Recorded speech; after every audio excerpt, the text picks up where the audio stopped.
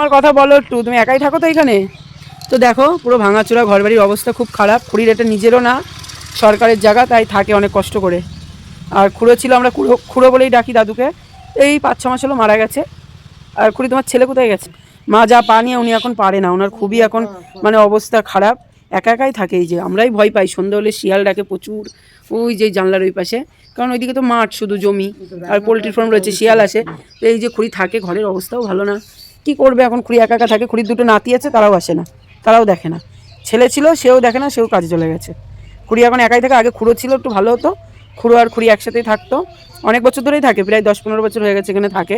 তা কিছু বলে না, সরকারের লোক যেহেতু, অসহায়, কোথায় যাবে উনি। খুঁড়ি তুমি কিছু বলো, খেয়েছো কিছু? ও, তো যাই হোক, ভিডিওটা করলাম। খুঁড়িরে দেখে খুব খারাপ লাগে। আমি তো বাপের বাড়িতে আসি মাঝে মাঝে, থাকি, দেখি। খুঁড়ি একাই থাকে, খুঁড়ির খুবই কষ্ট। তো তোমরা ভালো লাগলে ভিডিওটা একটু লাইক কমেন্ট করে, খুঁড়ির পাশে কেউ যদি থাকতে চাও তো থেকো।